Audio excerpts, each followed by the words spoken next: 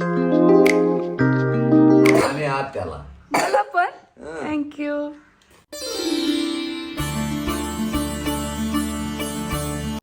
चार वर्ष एक्स्ट्रा. हाताला लय ना शेंगाला.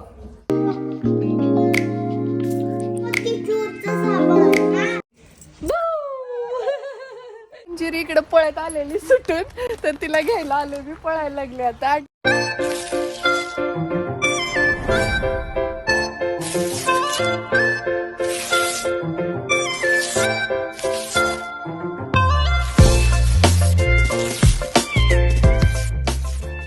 हाय हॅलो नमस्कार. आपल्या चॅनलवरच्या आणखी एका नवीन व्लॉगमध्ये मी वर्षा तुमचं अगदी मनापासून स्वागत करते. तर आज एवढा लवकर व्लॉग सुरू करायचं कारण असं की आज आहे नरक चतुर्दशी, अभ्यंग स्नान करायचं.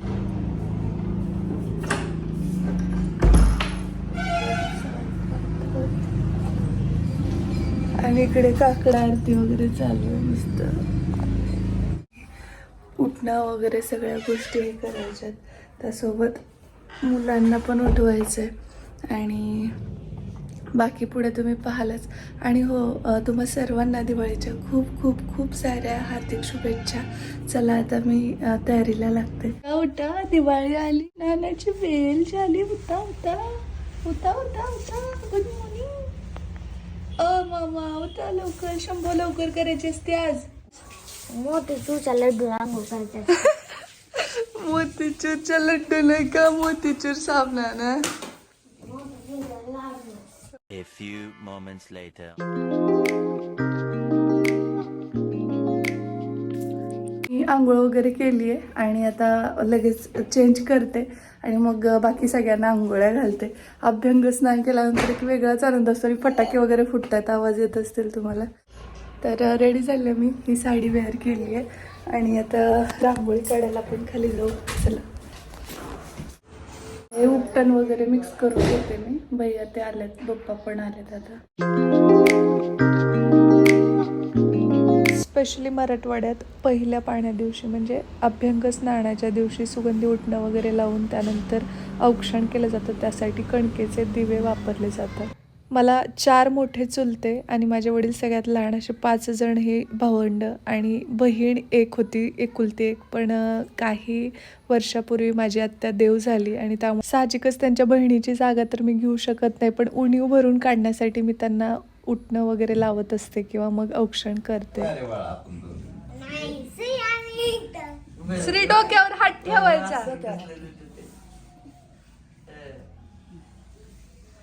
हौशी लय हौस आहे. शेवद्याला लय नटरे ते मोती साबणाचं सुद्धा नटरे. रात्री पुन्हा उठून गेलता काय की पुन्हा लगेच कामाला मदत मोती साबण नाही, मोतीचूरचं साबण. आणि या इथं आमच्या घरातली ही चिमुकली, यांच्याशिवाय आमच्या घराला घर पण नाही खरं तर. इतका चिवचिवाट असतो. आणि त्यांना आता वहिनी औक्षण करतात आणि खूप खुश होतात. हे दोघं नेहमी सोबत असतात. नाही अरे देवा. औक्षण केलंय चिल्लर पार्टीचं आमच्या. आणि तुम्हाला माहित तर आहे का आम्ही दोघींनी किती रात्रभर हे करून ते केलं.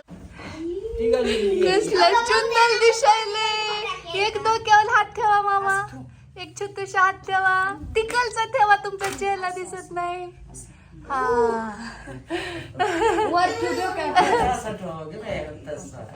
छान. औक्षण चाललंय आमच्या चिकूच. छान छान साखर खाऊन. आणि बह्याच्या मागे या दोघांचं चाललंय फटाके द्या मामा, फटाके द्या.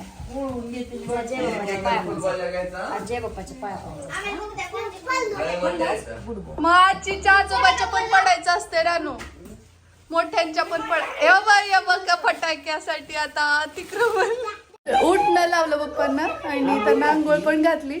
आता भैयाचा टर्न. सोड. मामा देणार वाटून सगळ्यांना. वा वा. चक्कर आता आणि ते पण मामा सोबत असले तरच उडवायचं. साठीची उत्सुकता. आणि माझे फटाके भयात वाजवत होता माहिती का. मला फक्त फुलभाज्याच होता, मला भीती वाटायची. आता येते घ्यायचं बघा. ती घ्यायचं नाही मी तेवढंच घे. केकच दे. देतो. तोंडात घालायच ना ते लय विचित्र असते, उलट्या होतात. मागे धर. हा, आणखी चिकूला एक आणि शवला एक. बस आता बाकीचे मामांकडे असते. आणि जा आणि ठेवा पप्पा. सगळ्याला 2-2 दे मग. आणि आत्याला मला पण थँक्यू. नाणीवर औक्षण असते म्हणले पप्पा, त्यामुळे ना पप्पांना मी नाणीवर ओवाळते. खरं तर आमची आत्या 4 वर्ष झालं ना गाई, आत्याला मरून 5 वर्ष झाली. 5 वर्ष झाली, त्यामुळे मग आत्या नाहीये. तर पप्पांना ती मुंडी वाटू नये म्हणून मग मी औक्षण करते. करावं लिकी बहिणी नांदा गेल्या की लिकी तवर येत असते. आणि दररोज सगळ्यात आधी शंभू असते, आज सगळ्यात महाग. कारण सगळ्याचं होऊ द्यायचं मग. अक्का गेल्यापासून ही माझी म्हणजे आता 3 वर्ष झालं मी आलेली नव्हते दिवाळीसाठी. एरवी उन्हाळ्यात आणि मग आधेमध्ये जसं सुट्टी मिळेल त्यानुसार येते, पण दिवाळी करणं झालंच नव्हतं 3 वर्षात. आणि आलटून पालटून येणं होतं. पण बऱ्याच जणी विचारतील आता की तुझ्या बहिणी वगैरे कसं काय आला नाही. तर मी जसं तुम्हाला अगोदर म्हटलेलं आहे की मराठवाड्यात आमच्या परंपरा आहे, जोपर्यंत आपल्या मुलीचं लग्न होत नाही आणि तिचा दिवाळी सण सुरू होत नाही तोपर्यंत मुलगी येते. पण परत मग ते आपल्या आपल्या घरचे वेध लागतात, मग आधेमध्ये येऊन त्या भेटून जातात. पण असं आवर्जून येणं दिवाळीच्या वेळेस त्यांना आता सध्या होत नाही.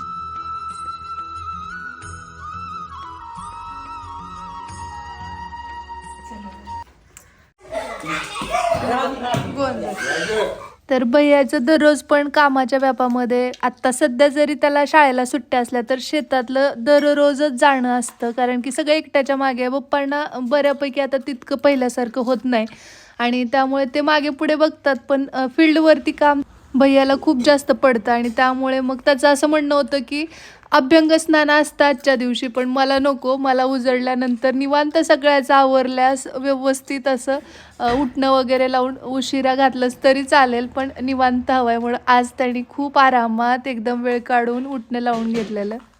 तुला पाहिजे होती का? नाही ना, पण आता मी खेळली ती.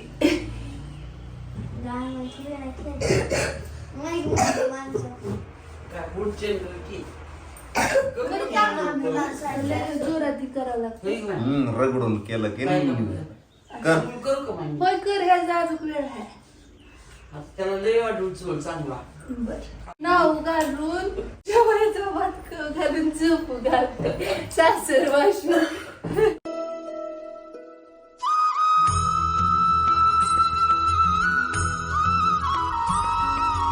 आता भैयाला आंघोळ घालते मी.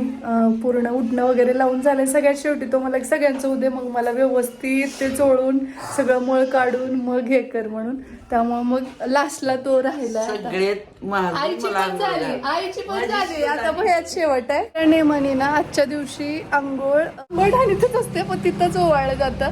पण त्याचं म्हणणं होतं की नको, आपण इकडे रूममध्येच पाटावर वगैरे ओवाळू. पप्पांनी मात्र न्हाणीत ओवाळून घेतलं रिवाजानुसार. तर चला आता मी ताट घेते, मी रांगोळी वगैरे काढते थोडीशी.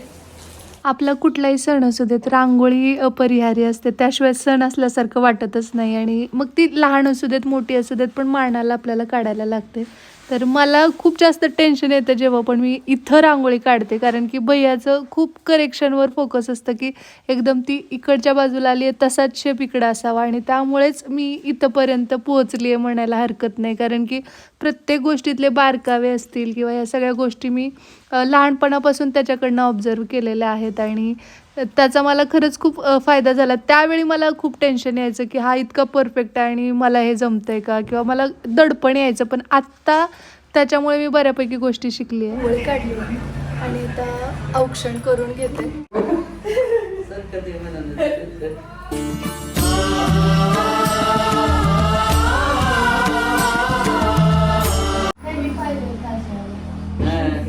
कशी आठवण येते मला, सुटलं येत चांगलं.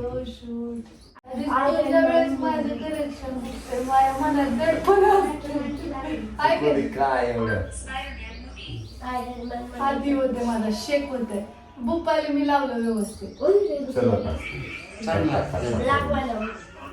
ती विनायक तसा इतका तुला वाटतं पहिल्यापासून त्याचं काय दडपण घ्यायचंय त्याला रांगोळीत इकडचा पोर्शन खायला परत गडबडीत आहे की मला इकडचं तेवढं नाही याच्यासारखं आलं. तेवढं झालं त्याला लगेच दाट होते.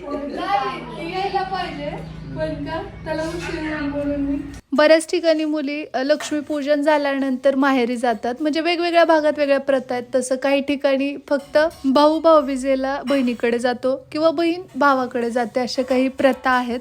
पण आमच्या इथे म्हणजे पहिल्या पाण्यापासून ते जी भाऊबीज आहे तोपर्यंत डेली भावाला आंघोळ घातली जाते, डेली औक्षण केलं जातं, डेली उठणं लावलं जातं आणि गवळणीसुद्धा रेग्युलर असतात. फक्त एक एक वेळा वाढत जातो.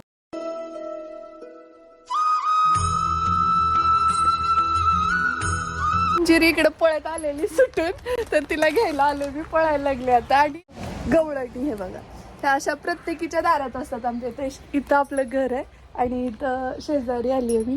इकडे तुमच्या मोडल्या का आता घालायच्यात का? त्यांच्या आणखी घालायच्यात. आणि या सगळ्या जणी माहेर वाशिणी आहेत बरं का माझ्यासारख्या. आता दिवाळीला आल्यात. बऱ्याच जणी म्हणतात की लक्ष्मीपूजन करून येतात, पण आपल्याकडे तसं नाही. हा नाही का, म्हणजे पहिल्या दिवशीच येतात. तर दाखवते मी तुम्हाला नंतर इथला गवळणी वगैरे. पण आता आपल्या पण घालायच्यात, आमच्या बी घालायच्यात. हॅपी दिवाळी. गोड गोड आमच्या चिकू सारखी हॅपी दिवाळी तुम्हाला. तुला ही अलीकडची आहे ना, ह्याची करंजी आहे तिळाची, ती खोबऱ्याची आहे ना. ही अर्चना आणलेली आहे आता येताना. जरा तब्येत ही वाटते भरून अशा घालायच्या. ती घातलीच नाही, जरा सणासारखं वाटतं. बुकमार्क करून गेले त्यांचा माहिती सांगू. सण पण लय पिना पाडत असते सण. तरी पहिल्यासारखं नाही आता. अगोदरच्या काय तर बाया का दिवसभर काम आणि रात्री फराळाचं. सर्रास सगळ्या शेतकऱ्याच्या कुंभाट्या सारवायच्या दसऱ्याला. वावरात चिवडा खायचा. त्याचे अनुभव थोडे माझ्यापेक्षा यायचं ना आधीचे 4 वर्ष एक्स्ट्रा. हाताला लय ना शेंगाला उकरी. आम्हाला छोटी तसली उकरी छोटी दिली ती आई का नाही ग, बारकी अशी दोरडी. बघत बघत आकाला जाऊन 3 वर्ष झाली. चौथं सुरू गेलं. जेवढ्यात आणणार शेंगा लेकरं खाते.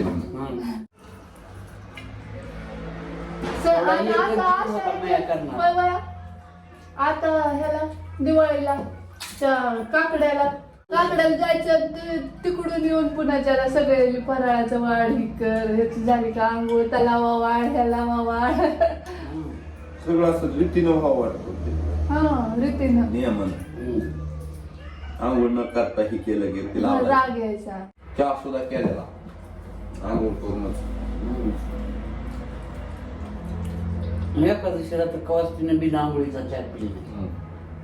ते आपण एकादशीला खायला आजारी सांगितले, मग तू कसली रडली होती. माझ्या बाईनं नुसत्या आंब्याची पोळी भाजून खाऊन एकादश धरली. आणि माझी तुम्ही कशी फराळीला असून आम्ही माफी मागितली तरी मी रडायची थांबून. लहान लेकरासारखं रडायली. तुम्ही करायची ते करायची नाही, चेष्टा नव्हती, ती लय आजारी होती आणि तिला मुद्दाम सांगितलं नाही अजून अशक्तपणा येईल म्हणून. चेष्टा कशी त्याची करू बरं. आम्ही दोघींनीच खाऊ घातलं होतं.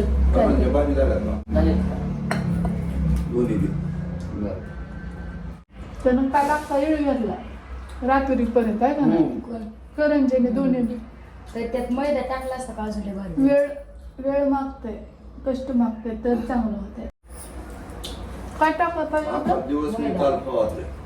मैदा नाही टाकलं. कुठं बांधून ठेवला पण कुठं झाला कुठं रात्रीचं तांदूळ. आता नाश्ता वगैरे झाला आमचा सगळ्यांचा आणि छान वाटतंय. खरं तर गावाकडे या सगळ्या गोष्टी खूप छान वाटतात. सगळ्यांच्या दारामध्ये गवळणी, त्यानंतर रांगोळी आणि सुंदर असं सडा सारवण, काही अभ्यंग स्नान आणि या सगळ्या गोष्टी.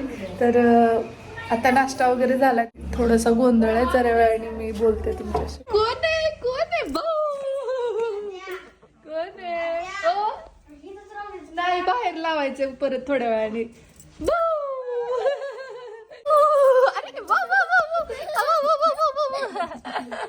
मस्ती चालली ऐकले. एवढ्या या टायमिंगला का झोपताय रे? कारण ही सकाळी ना लवकर उठलेत पहाटे. अभ्यंग स्नान केलंय आज त्यामुळं लवकर निन्न यायली. अरे शीतला झोप यायली रे. थांबशी थांबड्या. मी घेऊ तुझी लिपस्टिक उमटवली. आता एडिटिंग वगैरे करायचं आहे मला कालचा व्लॉग, तर तो पण आहे. त्यासोबत थोडीशी दुसरी कामं आहेत. आणि आता ही साडी थोडीशी फुगार आहे त्यामुळे मग ते मेसअप झाल्यासारखं होतं आणि त्यामुळे ड्रेस घालते मी. इथं आहे तोपर्यंत तरी. लांब जाण्यामध्ये मात्र साडी कंपल्सरी असते, तुम्हाला सर्वांना माहितीच आहे. तर चला तर मग या नोटवरच आजचा हा व्लॉग मी इथंच थांबवते, कारण व्लॉग खूप मोठा होता. त्यामुळे यानंतरचा जो पार्ट आहे तो पण पाहायला विसरू नका. आय होप तुम्हाला आवडला असेल तर व्हिडिओला लाईक करा, शेअर करा आणि सबस्क्राईब करायला अजिबात विसरू नका. चला भेटूया लवकरच उद्याच्याच नवीन व्लॉगसोबत. तोपर्यंत जय हिंद, जय महाराष्ट्र, जय जिजाऊ, जय शिवराय.